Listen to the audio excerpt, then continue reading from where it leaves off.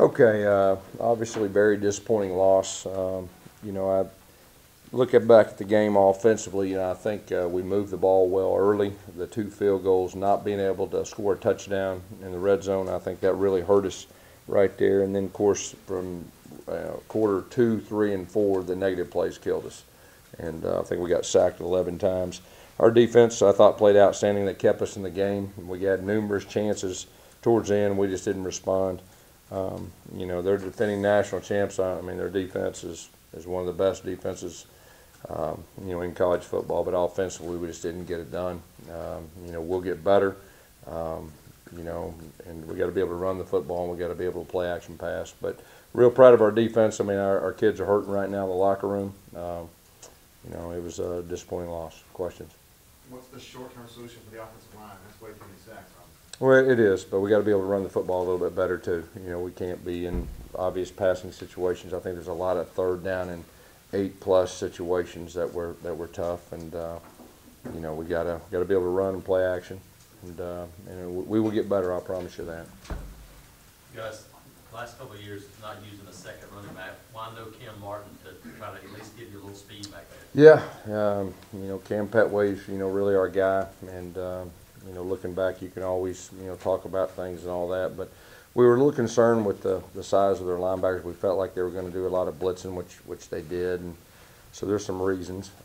Obviously, when you don't perform offensively like you thought you should have or could have or all that, I mean, there's a lot of different things that the offensive staff and we'll look and try to get a good plan moving forward. Gus, this is your worst offensive performance ever as a coach. 3 of your top 4 or worst 4 have happened in the last 5 games. What's been the common thread there for you? What's been going Well, all I can really think about is tonight. I mean, tonight we had too many negative plays. Didn't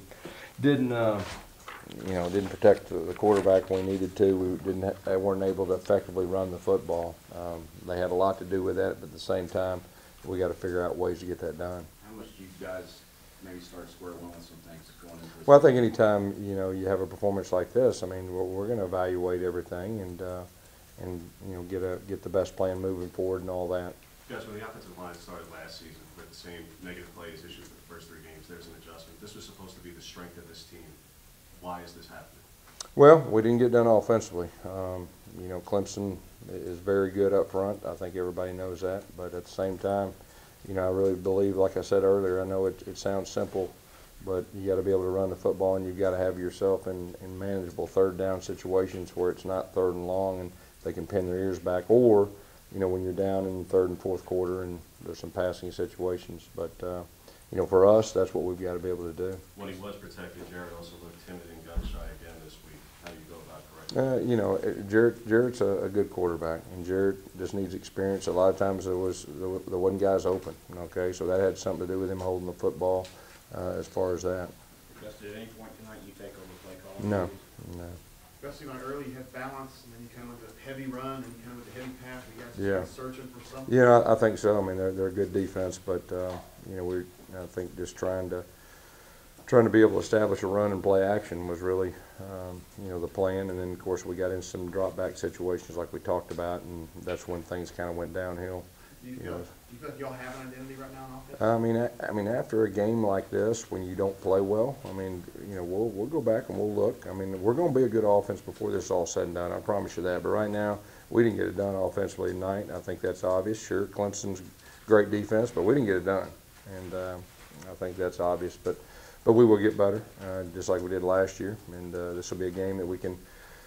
Played one of the top defenses, and anytime you do that, it shows some deficiencies or it shows things that you need to work on or improve on, and all of the above. Can you take me inside the idea there to do the toss to Chandler Cox there near the goal line? What were you guys seeing? Yeah, we thought we had a chance to score.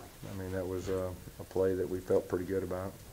Yes, you've repeatedly cited Jarrett's lack of experience, but Kelly Bryant tonight has less game experience entering this game than Jarrett does.